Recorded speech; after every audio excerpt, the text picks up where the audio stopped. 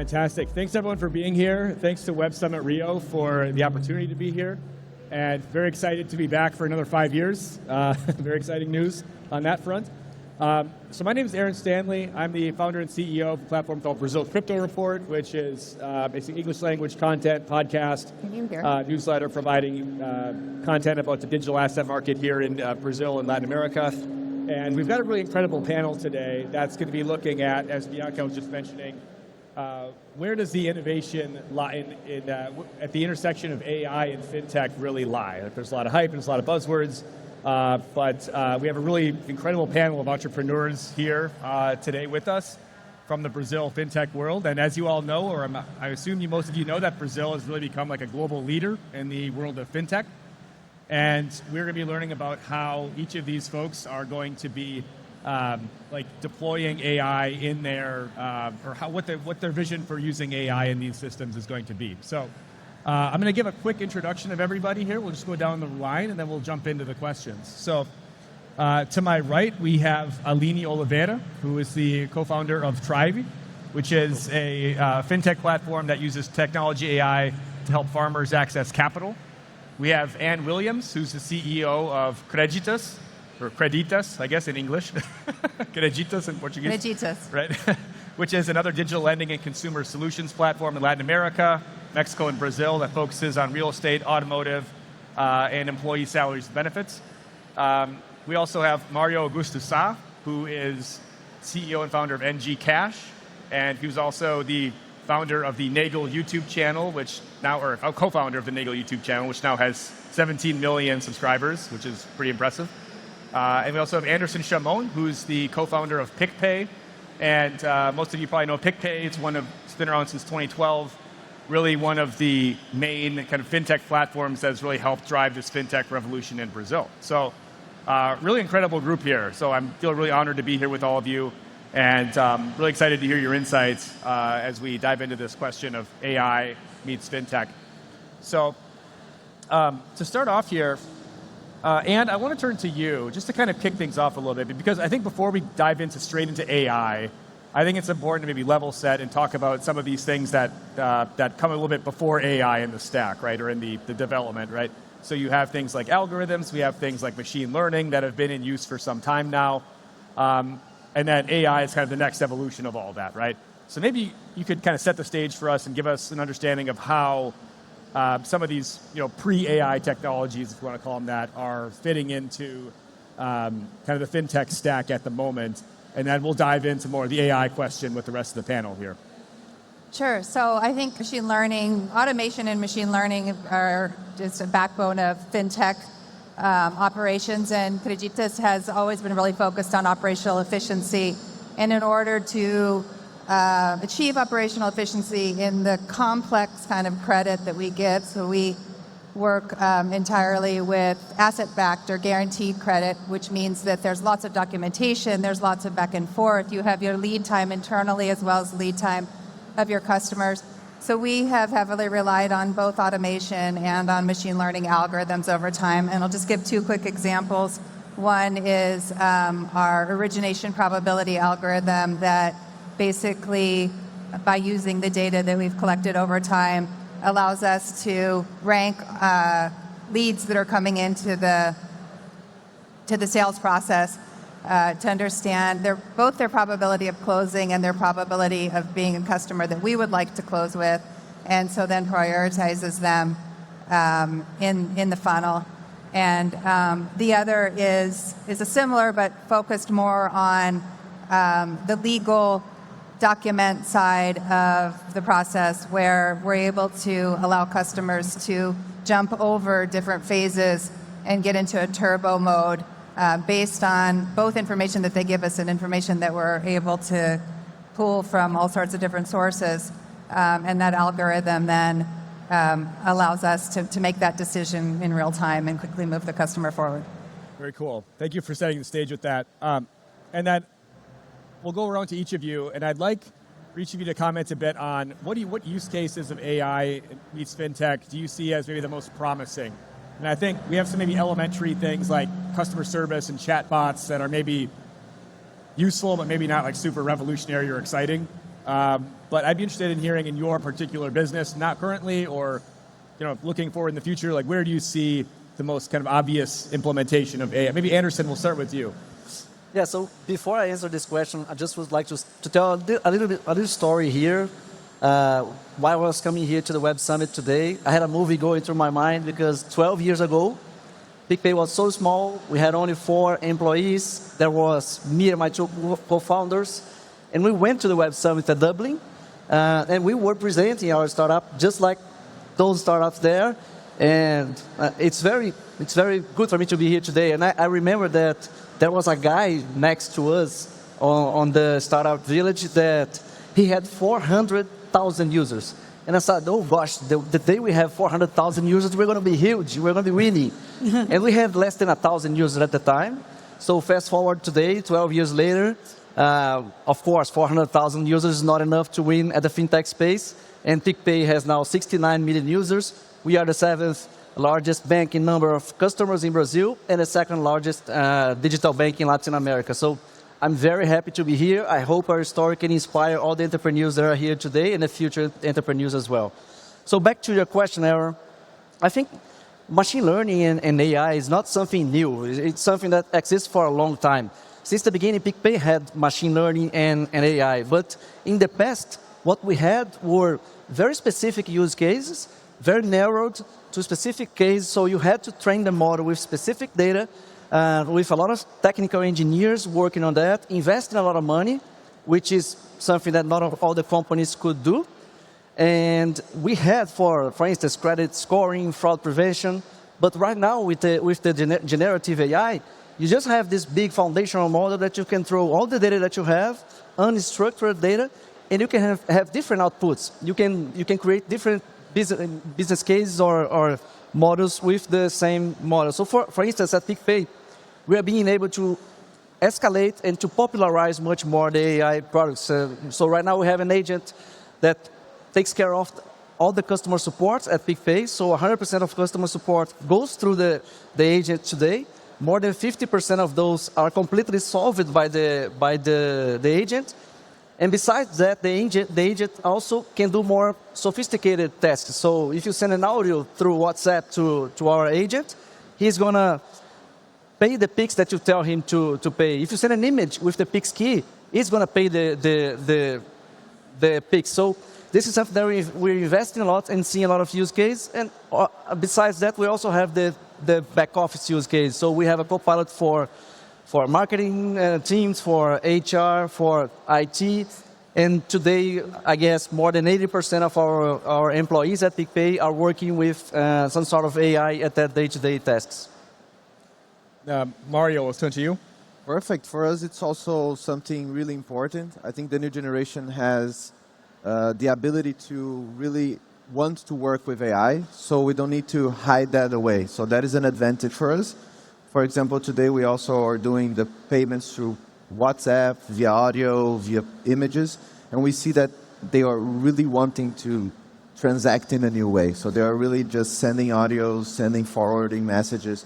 So the way that they transact changes a lot.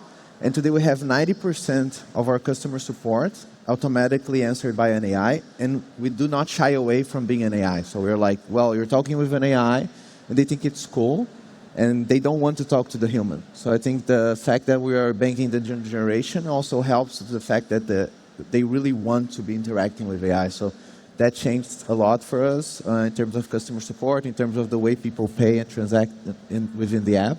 And then the personalization, which is, I think, the part where AI is happening and people are not seeing. So like the predictions, when you're going to do a Pix, it's that time, you're always doing a Pix for that person, and then it's seamlessly within your life. I think that will be a game changer. The majority of people will not even know that it's happening, but will be there. Amazing. And you want to take that as well? Sure. So we are exploring and experimenting and implementing AI in a whole bunch of different areas in the company. I think that the conversational agents are maybe the easiest to understand, the most interesting at a first glance. But I think that just to bring something a little different to the panel, we've done a lot of work with AI in terms of internal productivity beyond the customer experience and sales teams. So we have some projects with coding agents and coding assistants that have been really well accepted by our developers, where we're seeing 60% acceptance of code suggestions made by the coding agents for the developers. And there's a whole cultural piece to that, I think, about how you present it, these kinds of opportunities internally, because if you're an innovative developer, you're going to want to be working with the most innovative tools. So we're really trying to work in that kind of productivity in Creditas in general. We're working with AI in our creative marketing team in order to create images, in order to follow along with the tone of voice and the culture, internal communications, and all sorts of things in that line. I think is super interesting and valuable as well. Aline? Our case is a little bit different. Traive, when it was co-founded in 2017, exactly with the vision that artificial intelligence would be the new stack of financial information systems for finance. We are pretty much focused in agriculture. That's an area that we see $300 billion of capital credit, which does not go to banks or financial institutions as much as it could because of the lack of data and lack of understanding to qualify and do all the portfolio credit risk assessment qualification. So we were really truly building an engine which we were combining traditional methods, but different from my colleagues here, the sector that we have actually very small data assets, and AI, machine learning models, deep learning, they're very data hungry. So we found out we did development around Bayesian methods, graph AI, more complex in terms of mathematics, but better in terms of interpretability and can handle some of those small nuances that are needed. And we deploy this on basically doing an engine that goes integrated to the supply chain of the agricultural market into the capital market so they can match each other in a marketplace. I want to turn to this question that I think is really interesting in the context of Brazil, just given that we have some of the open finance initiatives being pursued by the central bank, which is intending to kind of break up some of these silos and bottlenecks within just how data is shared within the financial system, right? And I feel like there's a really interesting use case for AI in the question of almost like credit and risk modeling and credit profiles and things of that nature. And I'm going to ask both Anderson and Aline to maybe take this question. Maybe Aline will put you on the spot again here, since you're more on kind of the business lending side here. But maybe what potential do you see here with allowing, using AI as a way of being able to potentially just better, provide better credit to your customers essentially and better risk models? Yeah. My opinion is, so first of all, most of institutions, the most advanced one, everyone has developed in the past their proprietary version of what we call the XGBoost or some of those tree-based models because they handle better interpretability than some other models.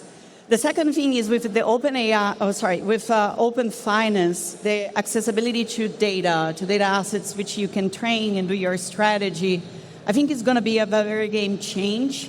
Not necessarily Gen AI as we know for the LLMs. They are prepared for doing credit risk assessment in an accurate way. We still requires actually to use some hybrid of combination of traditional models that that they will statistically get it correct, and LLMs in order to do the interpretability. There are RAG methods based that multiple institutions are starting to utilize to do credit scoring in areas that there is not so much data, and the results has been incredible. I think in the future where we are going to that, every credit risk department that used to have a human in the loop in order to do the work and the machines just to help to document actually will be the human in the loop to supervise or to continue to train continuously the machine and then helping the machine to do the report. It's a little bit of different of skill sets that are emerging in that regard because of that technology. Anderson, do you want to take that question as well? Yeah, so first of all, I think the credit modeling is something that evolves all the time. I think we have to create, all the time we have to keep monitoring the credit models that we have, the cohorts, in order to also to prevent some bias from the societies to get into the model. So this is something that we worry about, because AI is very good in taking a lot of past data, historical data, and creating a model that generates a specific output for credit scoring. So if we don't take care of the bias that we have in the society, maybe we can have some groups that's going to be discriminated by the model. For instance, a region or demographic groups. So speaking about fairness in the model, which is a very important concern when we talk about AI in credit modeling. This is something that we have to work. We work since day one at PicPay. When you create the inception of the model, we start to look at bias, and then after that, we keep monitoring all the time to make sure that the output's not bringing something that we don't want to bring, some uncertainty. Binance is the largest platform for digital asset trading, with over 250 million users around the world and over 350 trading pairs.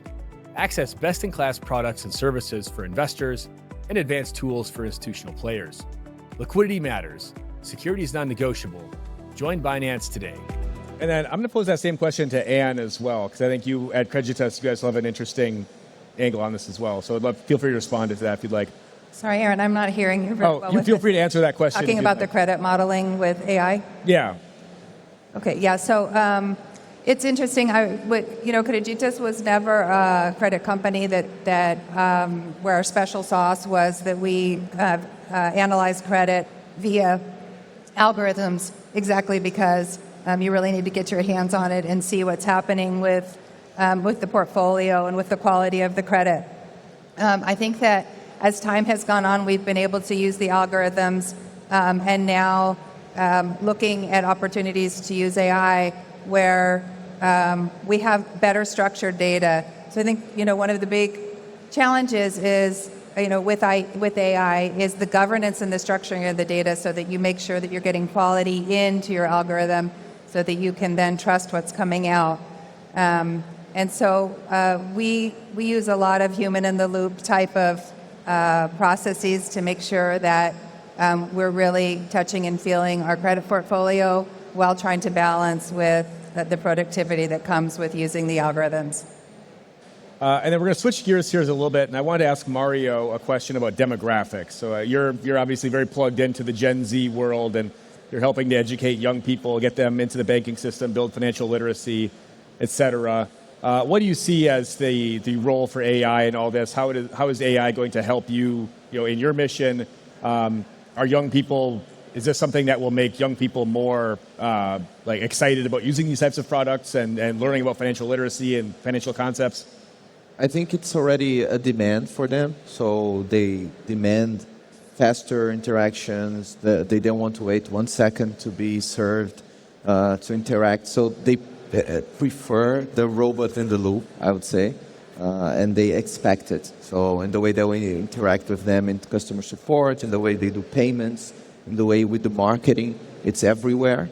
And they want to interact and learn. So I think it's natural, and I think it's transformational for all the generations. So it doesn't actually depend on your age. AI will change the way we interact with things. I think the difference is that the younger generations feel they're not afraid of it. So they really embrace it and they want it, and they will be the early adopters of these new technologies that are coming. So I think it's really transformational in that way, but I think it's for all generations will be see a huge change in the way you interact. And I think payments through audio is an example for that. So today, 1/4 of the payments we do is via audio. So people are literally sending audio with Pix keys, and people are interacting in that way, which if we looked 3 years ago, 2 years ago, we would never think that that would be a possibility, that would catch on so fast, but it's happened.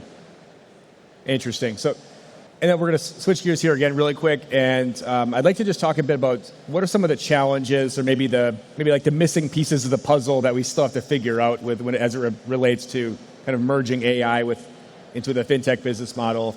whether these be things like kind of data integrity challenges, like Anne was mentioning, or whether there be things to just kind of efficacy, like fairness and integrity issues with regards to credit modeling and things like that.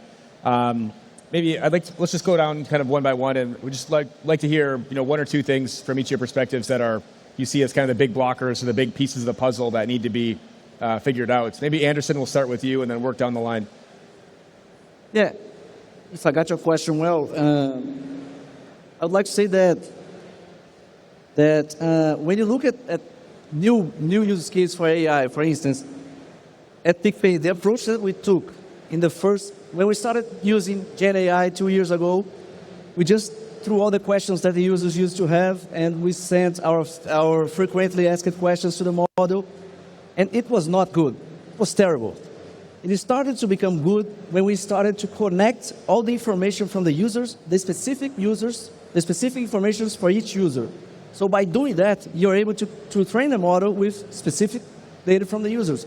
So for instance, what I see in the future, especially on financial services, is that you're going to be able to talk to agents, and they're going to be able to become like your private banker. Imagine that I have different financial behaviors, and imagine that I have 3 subscriptions of movie streaming. And then maybe he can say, Anderson, you have 3 subscriptions. Why? Do you want to cancel one? If I say yes, he's going to cancel by itself. So it's going to be much more than something that we're going to talk with, but it's going to be something that's going to be more actionable. So that's how I see the future for AI in fintech and financial institutions. And one other thing that I see is that since the interface is much more conversational, we don't have to rely on the app itself. PicPay is 100% on the app right now. You can do some things on WhatsApp, but you have to do your things on the app. In the future, you can do everywhere. So we like to say at PicPay that we're going to be appless. You're going to drive your car, speak to your PicPay account, your PicPay agent, or maybe watching television. And that's my vision for the future on how AI merges with the financial services. Completely agree. I think the hyper-personalization will be the main aspect. So your financial institution will understand your profile, what you want to invest, will try to help you to be a smarter investor, to earn more money, save more money, be more diligent, and do this all through conversation. So I think the app is also something that will start to change, and that the conversational way, like if you have your personal assistant, will be more and more important. And when you use the app, it will also be smarter. So if you open the app, the buttons that are there probably will be the ones that you're looking for. You won't need to enter the menus because it will know what you're doing and predict what you're going to do. So I think it's going to get smarter in terms of the Pix transactions you're going to do. If you're going to look for investments, the investments you're going to look for, and it will become very personalized for each user. And I think that is something that will happen fast. Anne, go ahead. So I think we have a tendency to focus on the kind of the front end or consumer-facing opportunities with AI, and obviously, we're in the process of launching a sales agent for our insurance product, and our plan is to have several different agents that allow you to exactly come in to talk to the customer at the right time with what the customer's looking for. But I think one of the big challenges, and I'll make a pitch because I know there's a lot of startups or people who are in the process of developing their solutions, is that there's not a lot of conversation about the back end of that. So the tools that are being offered that would be analogous to an API in the engineering technology. How can you integrate with your databases? How can you integrate with your legacy systems? Because in order to get the quality data in to the model, that needs to happen. And so I see it as a very cross type of problem, and where we need a cross solution, an integrated solution from the technology perspective and a cross solution from the business perspective. So we need lots of different people at the table to make it happen in a quality way. And I feel like that's something that needs to a lot more attention.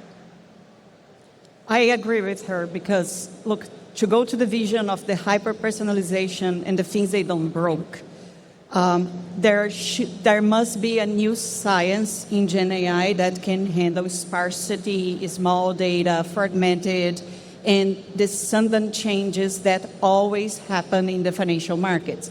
Black swan events come, and exactly because they are black swans or they are new events, you don't have historical to have been trained or prepared for that. And that's where we have been more interesting. I think the adoption of LLM is great, but should be taken with a certain degree of carefulness, because basically very powerful machines on structuring very good context, like text reasoning, not necessarily coming from accuracy. And then it's the point, like most of the business spend a lot of time to take data integrity, they're auditing on that. And but I think we are more or less 1 or 2 years to get to this stage that everything can be fully automated on those more complex tasks. So we've got 2 minutes left here, and we'll just kind of close out here. I want to just pose a kind of a big picture, concluding question. We'd just love to go down the road here and get one prediction of like what the Brazilian fintech ecosystem is going to look like in 5 years. Like, what's one prediction about the Brazilian fintech ecosystem, kind of in the context of this AI conversation we've been having? Maybe keep it to like 30 seconds. Okay. Quick one. Yeah, in my view, I think the ecosystem is going to be much more integrated. I think it's not going to be more standalone products like one bank or other bank. For instance, in PicPay, we like to aggregate all the data from all the different banks that you may use. So I see that it's going to happen just not for the savings account or the transactions that you make, but also interactions between the institutions, actionable interactions, not only just to see the data. So that's my view about how in the financial ecosystem it's going to evolve with all those data being merged with the AI on the back end. I think the open finance system will be really well integrated.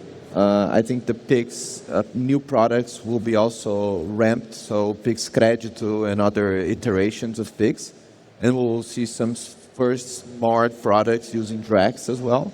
So I'm very excited for the upcoming 5 years in the Brazilian banking ecosystem, especially because of those products. Yeah, I was going to talk about just an integrated market as well, and having the customer having the opportunity to look for products as opposed to being identifying, for example, with a certain bank, and having the customer's data and information available kind of independent of the interface or independent of the institution that they're talking to. So I think that open finance is going to be great in that way.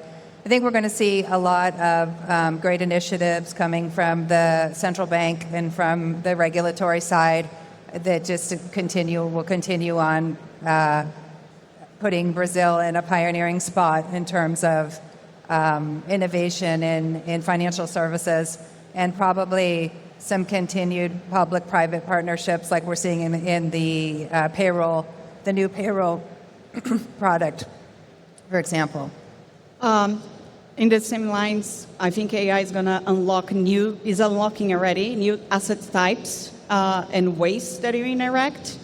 And honestly, I think there will be more, I believe more in the intersect of derivatives with crypto and AI, which is I'm seeing some interesting things coming from there. Amazing. Well, we are out of time, but Anderson, Mario, and Aline, thank you so much for your time here today, and thank you to everything you've contributed to the Brazilian fintech ecosystem over the years. Really appreciate it. So thanks, everyone, for listening, and we'll turn it back over to Bianca.